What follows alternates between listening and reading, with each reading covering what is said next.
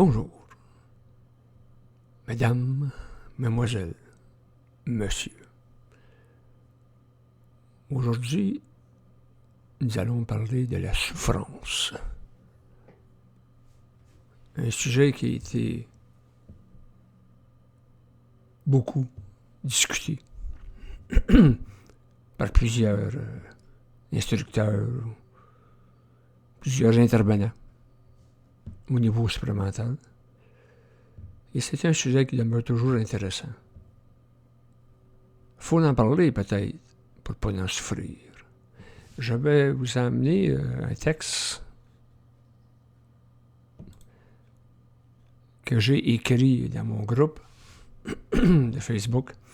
Et ce texte de Daniel Kemp a amené quelques échanges que je considère importants. Je vais vous lire. Une souffrance amène l'homme à connaître cette souffrance. Donc, l'homme, connaissant ses souffrances, connaît les mécanismes qui l'amènent à souffrir. Donc, il peut arriver à se libérer de cette souffrance. La souffrance amène l'homme à se libérer d'elle-même. Fin de la citation de Daniel Kemp. Et il a déjà aussi dit, la souffrance est intelligente, mais il n'est pas intelligent de souffrir. La souffrance a plusieurs aspects.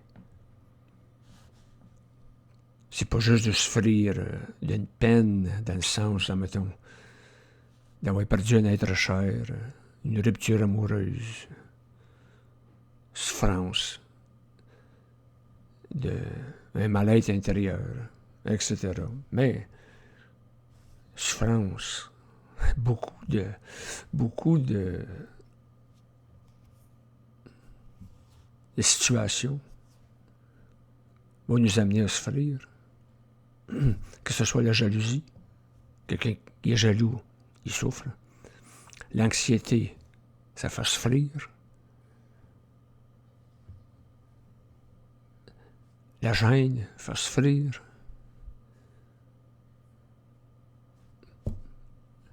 La rupture amoureuse, c'est sûr. Et puis, le stress fait souffrir. La solitude, en général, fait souffrir. Parlons des gens âgés, mettons, qui sont dans la CHSLD et qui souffrent de ne pas avoir de visite. Mais, qu'est-ce qui fait souffrir? C'est nos pensées. Si on ne penserait pas, on ne souffrirait pas. Nos mémoires nous font souffrir. Mais, pour penser, je vais vous dire, c'est impossible. Je vais relever ici un commentaire de quelqu'un dans mon groupe qui dit qu'un initié ne peut pas souffrir, un être conscient. Alors qu'une autre personne disait qu'une personne, on va dire, un humain normal va souffrir, mais qu'un initié va souffrir différemment. Bien, je vais vous dire que oui, un initié ou un être qui est pratiquement en fusion peut souffrir. Et j'en ai des preuves. Pour le nommer, probablement le plus être conscient qui a vécu, c'était Bernard de Montréal. Bernard a souffert. Pourtant, il a souffert dans son programme d'évolution supramentale. Lui-même, je vous le cite, dans une conférence, il a dit 1984 a été l'année la plus douloureuse de sa vie. Lui, il changea aux 7 ans sa vibration. À chaque 7 ans, il y avait une genre de métamorphose qui faisait une métamorphose psychique. Et on dirait que plus que la conscience entrait, plus qu'il en souffrait. Et 1984 fut, à son dire, l'année la plus douloureuse. OK, il n'était pas conscient à 100%, il demeurait un initié. Il était initié. L'initiation solaire, ça te ramasse. Faut pas être berné, là. Être conscient, c'est, comme certains disent, là, c'est raide. C'est raide pour l'ego. D'ailleurs, il y avait déjà quelqu'un qui avait demandé à Bernard, il avait dit, Monsieur Bernard, j'aimerais ça être conscient. Bernard, en voulant dire, presse-toi pas, là. Ça, l'ego qui va être conscient, ben, en partant, il est très inconscient. Si tu pars d'un état de conscience à un état, des consciences à un état conscient instantanément, tu risques d'avoir des gros problèmes mentaux. Ça, c'est clair. Surtout le supramental ou l'occultisme en général. Avoir des pensées occultes, par exemple. Je souligne aussi que Bernard avait dit que c'était mieux quelqu'un de pieux qui va à l'église, puis il a ses balises, ses repères, qui croit, que quelqu'un qui rentre dans le culte. Parce que dans le culte, il n'y a pas de balises, à part de qu'est-ce que tu es, toi. Fixer tes propres repères, même pas psychologiques, psychiques. Faire un fil d'Ariane, comme Ulysse. Tu t'en vas dans les dédales du psychique, puis à un moment donné, tu te perds. Et là, tu n'as plus de repères. Tu paniques. Quand tu paniques, tu souffres. Il faut être prudent. C'est comme la citation qui dit « Trop de lumière aveugle et l'ombre rend prudent ». La prudence est de mise.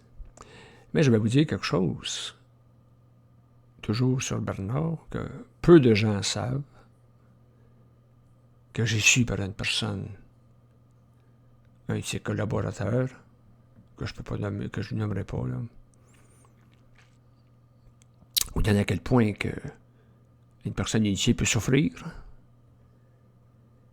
C'est quand il faisait une conférence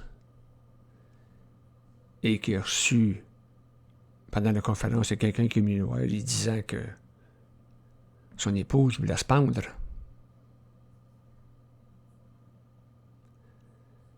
Bernard, il est parti, accompagné de cette personne-là, monté à Sainte-Adèle, et la Mercedes roulait très rapidement. Très rapidement. On parle ici du 160 km/h. Montréal-Sainte-Adèle, Longueuil-Sainte-Adèle. Souffrant, là. Je vous l'ai dit tantôt, l'anxiété, c'est une souffrance. L'anxiété peut se transformer en angoisse. L'angoisse peut se transformer en déprime. Les déprime peut se convertir en dépression. Puis la dépression, qu'est-ce qu'il y a après? C'est le suicide. Ce sont tous des éléments de souffrance. Alors, il est faux de dire qu'un initié ne peut pas souffrir. Il peut même vivre des souffrances bien pires qu'un humain peut vivre, parce qu'il atteint un certain niveau de conscience, ou que son moment d'inconscience va le frapper. C'est normal. Plus que tu es haut, plus tu peux tomber très bas. Et la différence entre un homme conscient et inconscient, il va s'en remettre plus vite. C'est normal aussi. Tes anticorps sont beaucoup plus solides. On ne parle pas d'anticorps psychologiques, on parle d'anticorps psychiques. C'est correct. De toute façon, ça fait déjà partie de sa programmation individuelle. Être capable instantanément, après un certain temps d'instabilité psychique, parce que rendu là, c'est plus psychologique, même si tu peux avoir des moments de psychologie, c'est là qu'il y a une genre de fracture qui se fait dans ton esprit entre la vibration psychique et la vibration psychologique. Ça ne peut pas loger ensemble. Non. Ça veut dire qu'à ce moment-là, le psychisme absorbe la souffrance psychologique qui a causé une espèce un certain temps de déséquilibre mental, mais qui se replace assez rapidement. Mais il y a souffrance. C'est sûr qu'à un moment donné, quand tu as atteint un niveau très élevé de conscience intégrale, la souffrance, elle n'existera plus. Mais il faut que tu aies atteint un niveau très élevé. J'en connais d'autres. Instructeurs expérimentaux qui ont souffert. Et ça, j'ai tenu ça de source sûre. Donc, une personne consciente peut souffrir. Mais une souffrance différente. Et la souffrance fait partie de l'expérience humaine. Il y a des karmas qui viennent avec ça. Il y a des programmations qui viennent avec ça. Il y a des programmations qui sont plus sensibles. Donc la souffrance vient plus vite. Il y a des gens qui vivent des mémoires très harcelantes. Ils vont vivre des années avec ça. Ils ne sont pas capables de s'en débarrasser. Mais ces genres de souffrance-là, c'est quand même quelque chose qu'un être doit de plus en plus conscientiser, que tu ne peux plus souffrir d'un passé qui n'existe plus. Ça devient une illusion, parce que ça n'existe plus. Mais si toi tu souffres d'un deuil, par exemple, une rupture amoureuse, un accident grave, tu es obligé de dépolluer l'esprit. Tu n'as pas le choix. Là, tu souffres, mais tu es responsable de ta souffrance. C'est comme rentrer dans un grenier tout sale. Faut que tu t'arranges pour le nettoyer. Hein? Là, tu deviens des pensées polluées par la souffrance. La seule chose que je peux dire aussi, qu'une personne avait dit dans mon groupe, c'est que surtout pas, que tu penses qu'il faut souffrir pour évoluer. Ça, c'est totalement faux. Faut pas en faire un mantra, là. L'être humain n'est pas né pour souffrir. Il est né pour évoluer. Il est né pour être bien dans sa peau. Maintenant, ce qu'il faut dire qu'il faut souffrir pour être bien dans sa peau, ça dépend. Ça dépend. Il n'y a pas personne de pareil. Il n'y a pas une incarnation de pareil. Il n'y a pas une expérience pareille. Ce qui fait souffrir un ne fera pas souffrir l'autre. Et ainsi de suite. Voyez-vous? C'est tout relatif, là, la souffrance. À chacun, celui qui la vit dans son expérience. Quand Daniel dit que la souffrance est intelligente, mais qu'il n'est pas intelligent à souffrir, ben, la souffrance, oui, ça a rendu du monde intelligent. Parce que ça faisait partie déjà de leur devenir.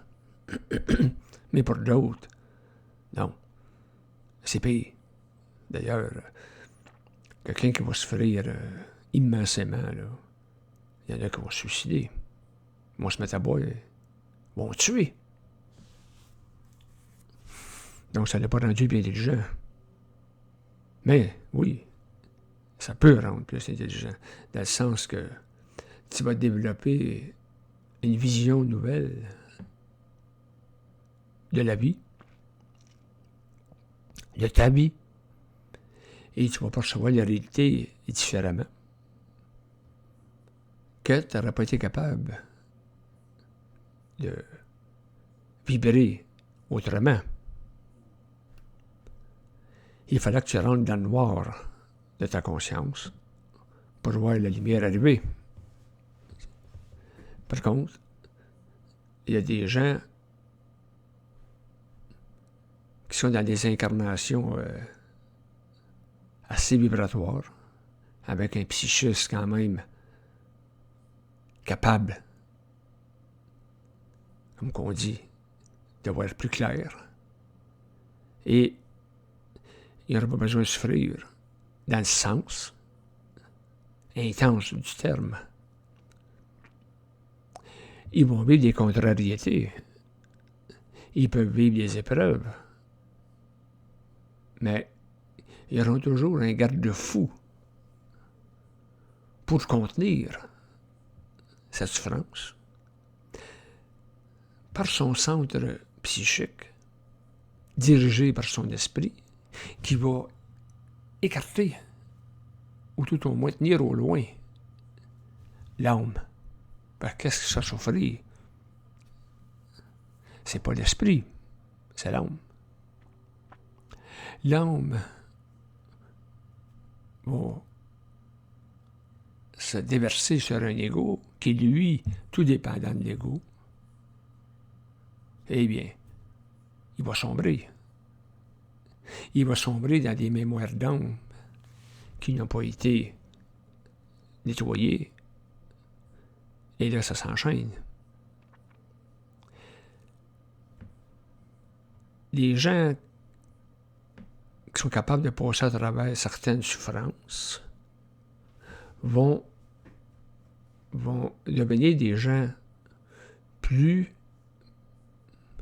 sensibles à une nouvelle dimension de la vie. Généralement, c'est ça que ça fait. Mais, vous savez, la religion catholique nous avait enseigné pratiquement que Dieu, s'il nous faisait souffrir, c'est parce qu'il nous aimait. Mais là, Dieu aurait dit, arrête de m'aimer, aime-en un autre. La souffrance, ça brime une liberté de soi, là. Ça te régresse dans ton identité. Quelle identité? L'identité, c'est comment est-ce qu'on appelle ça? Ton firewall. Juste un firewall, c'est une protection. La souffrance ne pourra pas traverser ton firewall si tu es assez bien équipé contre qu'est-ce qui protège un ordinateur, là? En tout cas, qu'est-ce qui empêche les virus de rentrer, là? Bon, si tu as ça dans ton être, ça va t'éviter de souffrir, tout au moins, densément. On pourrait étudier qu'il y a des souffrances légères ou des souffrances atroces. Bernard avait déjà dit que la volonté, c'était la capacité de se soustraire de la souffrance la plus aiguë, la plus cruelle. Ça, c'était ça de la volonté, à se dire. Oui. Si tu es pris dans une situation qui, comme qui disait, un choc à l'âme, parce qu'il y a des chocs à l'ego, des chocs à l'âme. Les chocs à l'âme sont beaucoup plus dangereux dans le sens de ton équilibre mental. C'est des chocs, là, tu sais, que tu t'attends pas, qui vont te chercher dans ta sensibilité intérieure la plus vulnérable. D'ailleurs, c'est ça. Souffrir, c'est une atteinte à notre intérieur vulnérable. Il n'y a pas de protection rendue là. Fait que ça vient de chercher. Est-ce que ce sont des pièges? Des pièges astraux? Mais vous savez une chose, il n'y a pas juste l'astral qui peut nous faire souffrir. Les plans aussi peuvent nous faire souffrir. Et puis, en tabarnak, la lumière, là, c'est pas si blanc que ça en a l'air. C'est capable de te ramasser. La lumière, oui, elle va te faire souffrir. Pourquoi? Pas comme l'astral peut te faire souffrir. Et la lumière, elle va te faire souffrir pour te tester. Où je t'ai rendu dans ton évolution. La lumière, par exemple, elle peut te faire pogner un accident, rentrer dans un banc de neige. Bon, t'as pas de blessure grave. Ton char, plus ou moins, poqué un peu. Mais, tout est su, hein. Normalement, la lumière va savoir comment tu vas réagir, mais elle va te tester, au cas où. Là, c'est toi qui vas déterminer comment tu vas réagir. La lumière ne testera jamais dans le sens cruel du terme. Autant que les forces noires peuvent le faire. Les forces noires vont te faire souffrir dans le sens de te faire régresser. Te ramener sur leur bord. Polluer ton âme. Te mettre du drainot dans la gorge. Tandis que la lumière va te faire souffrir dans le sens, on pourrait dire, évolutionnaire du terme. Autrement dit, les forces noires, c'est pour te ratisser. Donc, dégénérer, alors que la lumière, c'est pour te faire grandir. Pour voir si tu es prête à monter d'un autre échelon. C'est pas stagnant. L'énergie n'aime pas être stagnant. Il faut que ça bouge. Si tu bouges pas, si tu es rendu à un certain niveau, mais que tu bouges plus, tu es sa lumière jaune, tu n'es pas capable d'avancer sa barre, bien, ils vont te crisser une rouge. Une lumière rouge, tu vas passer dessus. Ils vont te pousser dessus. Pas compliqué, ça. Ils sont capables de te mettre dans la lune pendant 2 minutes, puis ça va te ramasser dans le champ. Pas finir par quoi avec toi. Tant que tu n'as pas atteint une conscience assez différenciée, que tu es capable de voir qu'est-ce qui ne marche pas. Quand Bernard disait l'intelligence, c'est intelligent, il faut qu'il m'en passe une vite. Mais, par contre, il voulait dire par là, il pouvait en avoir une vite. Il passait dans sa tête. Il n'y a pas d'homme, excusez, il n'y a pas de gens sur la terre, il n'y a pas d'humains qui peuvent dire qu'on peut se faire à certains degrés. Comme je disais tantôt, une souffrance légère ou une souffrance intense. C'est comme des karmas. Tu as des karmas noirs ou des karmas blancs. Ça dépend. Ça dépend de juste quand tu y es rendu. Est-ce qu'on doit avoir peur de souffrir? Non. Non, parce que là, ça devient de la paranoïa. Est-ce qu'on doit souffrir? Non. Non. Si tu es assez intelligent dans ton esprit, si tu t'es incarné dans ce sens-là, tu es assez intelligent, tu vas souffrir, ça va mener des plans. Les autres, ils vont te tester. Puis ils peuvent te tester pas mal quand même. Ils vont te shaker. Mais ça ne sera pas cruel. Mais ça peut être, comment est-ce qu'on dit ça? Ça peut durer longtemps. Être dans un état entre deux, entre le réel et l'illusion. Parce que la souffrance, comme je disais tantôt, quand tu souffres de mémoire qui ne veulent pas disparaître de ton psyché, ça devient l'illusion, là. Parce que tu rêves, tu souffres de matière morte. Le passé, c'est mort. Ça, il faut que tu arrêtes ça. Parce que ça n'a plus de fin. La souffrance, c'est pénible. Il y a des gens qui ils vont boire, ils vont prendre de la drogue pour ne plus souffrir. Bon, c'est pas des êtres conscients, là, je suis d'accord.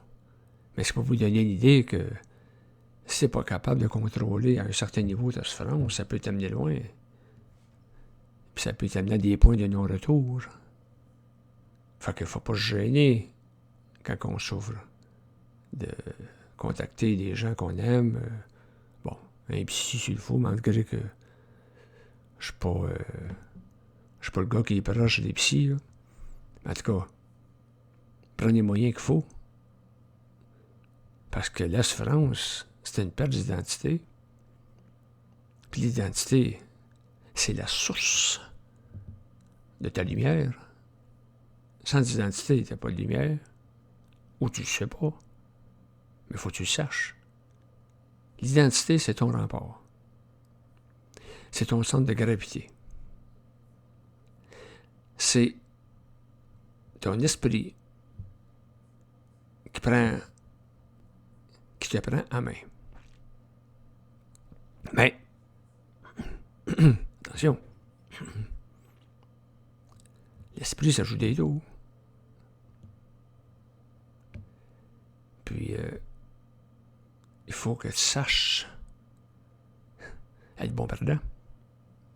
Dans le sens que tu sais pourquoi que tu as joué un tour. Et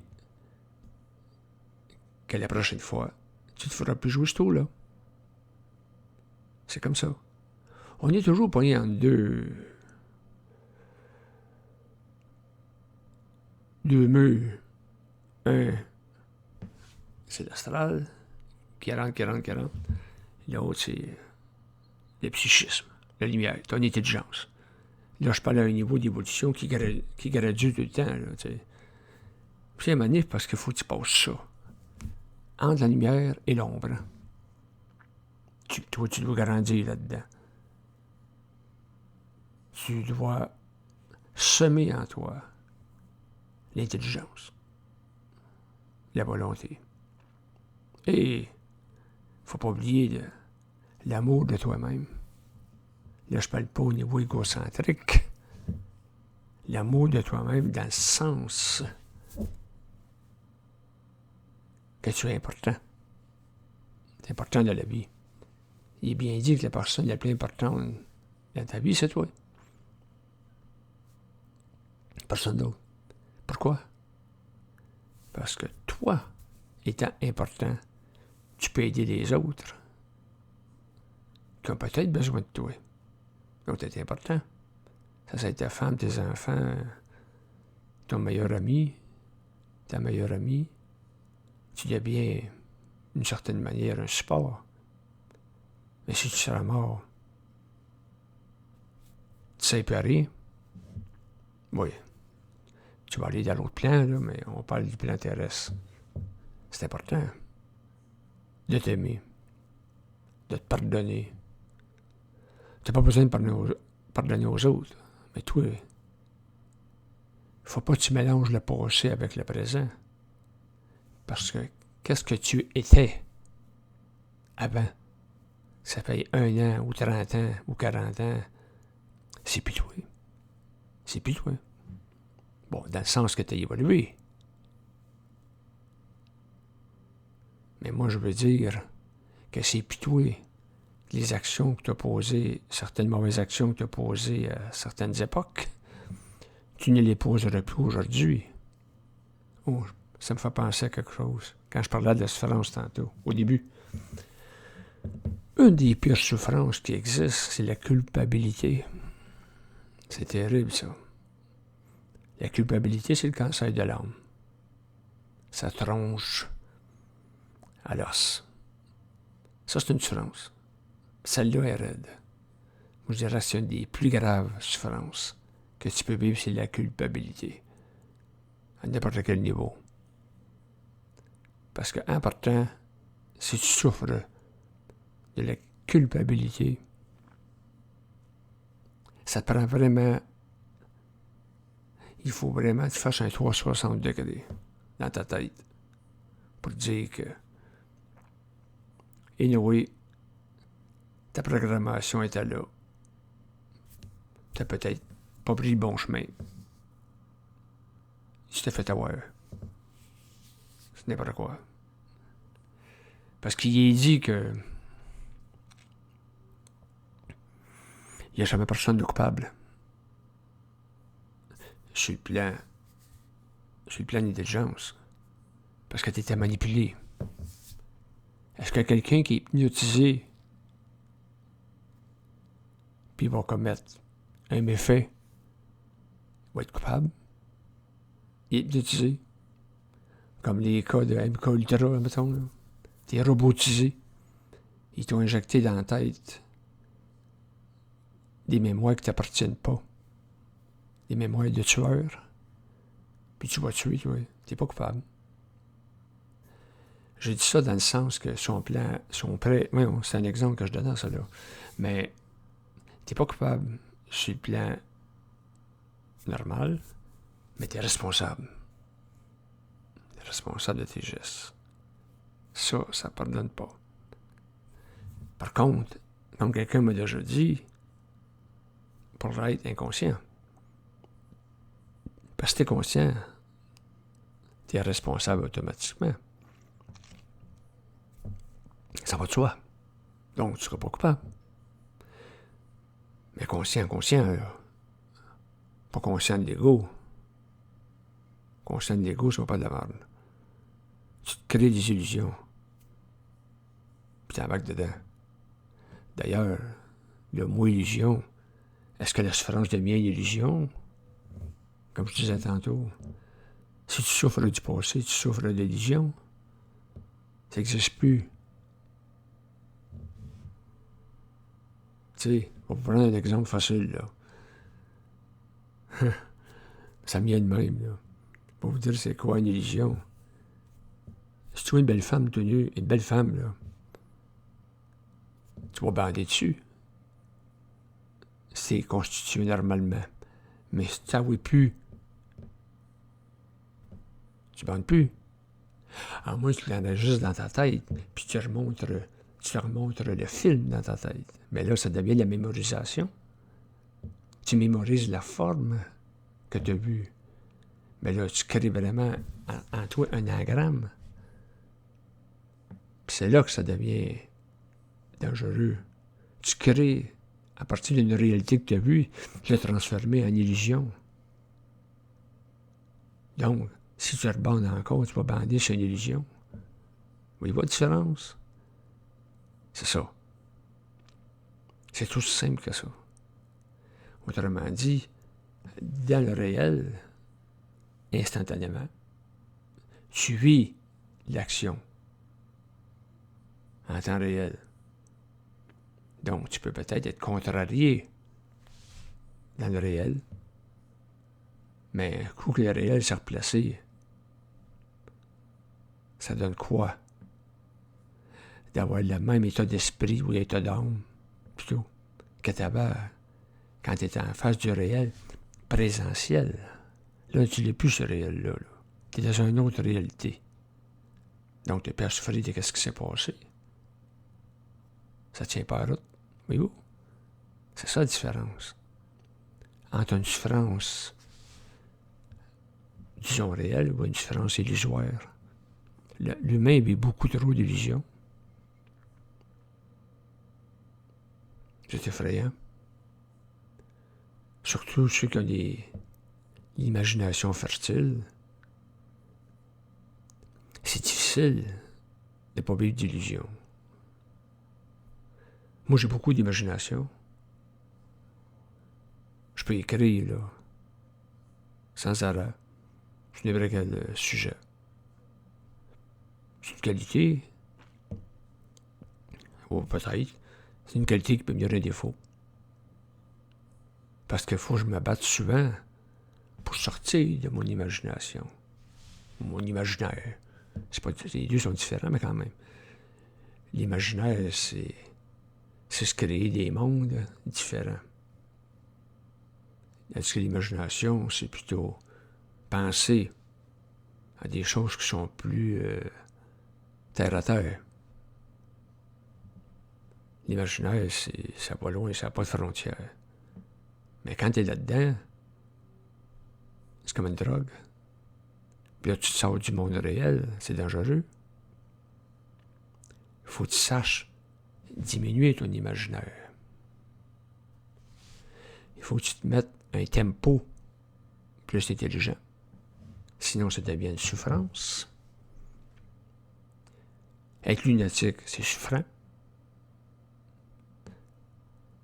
Quand tu as envie des conséquences. Donc, c'est à toi d'ajuster.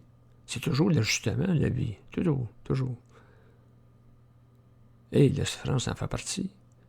Dans le sens que si tu souffres, psychologiquement, il faut que tu t'ajustes. Il faut que tu ajustes ta vibration. Il faut que tu vois dans qu'est-ce qui ne marche pas en toi-même. C'est-tu l'état d'âme qui t'imbibe ou l'état où tu n'as pas atteint un certain état d'esprit?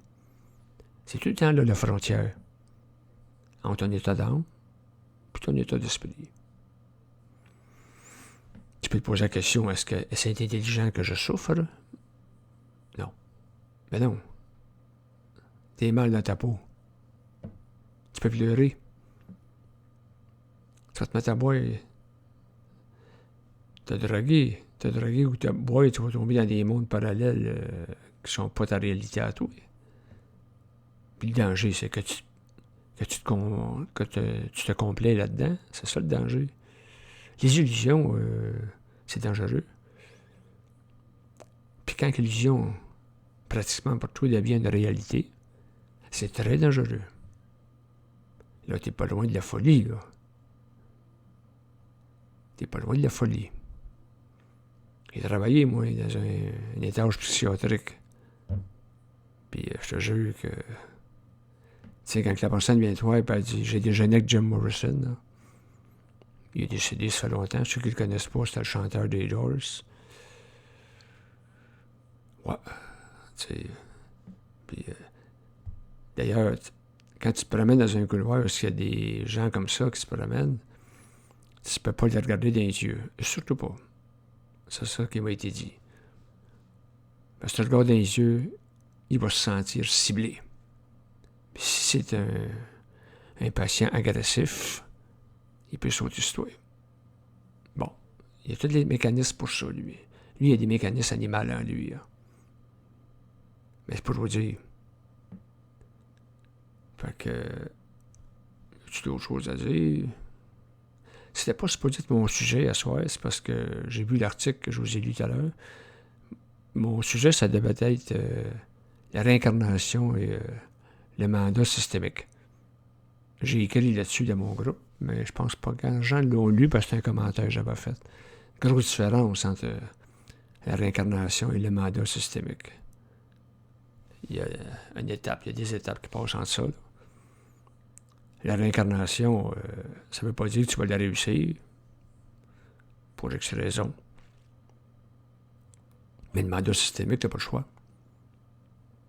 Tu n'as vraiment pas le choix. Il va falloir que ça se concrétise. Un mandat systémique, c'est un mandat de la lumière direct. Direct. C'est un initié. Lui, il a un job à faire. Ça, c'est le Christ, Moïse, Bernard de Montréal. C'est un job à faire, il faut que ça soit fait. Ça ne veut pas dire que tu ne souffriras pas. Ça ne veut pas dire que tu n'auras pas des petites brèches. Parce que, pourquoi? Parce que tu descends dans la matière. Je vais vous dire une chose. Très simple. Pourquoi que l'initié peut souffrir? Pourquoi vous pensez que les archanges au début de la création, les plus lumineux, ne sont pas restés sur la terre, alors que les archanges déchus, eux, ont pu rester? Et ces autres qui ont créé les races, parce que l'archange de lumière, il n'était plus l'archange de lumière. Tout au moins, il l'était, mais sa lumière baissait. Savez-vous un exemple facile? C'est quand vous avez un cellulaire, vous allez dans le bois, puis vous manquez de réseau. Tu ne peux pas appeler personne. Pourquoi? Tu n'as plus de réseau. Pourquoi tu n'as plus de réseau? Tu es dans le bois. C'est aussi simple que ça. Fait que c'est ça. Mais on va en parler, je vais en parler dans la prochaine capsule. En attendant, merci beaucoup aux abonnés qui se sont abonnés dernièrement. Merci beaucoup pour ceux qui font des commentaires. Et puis, j'espère que vous allez aller bien. Prenez bien soin de vous, surtout de ces temps-ci. C'est le temps d'être joyeux. Je vous remercie et à la prochaine. Bye bye.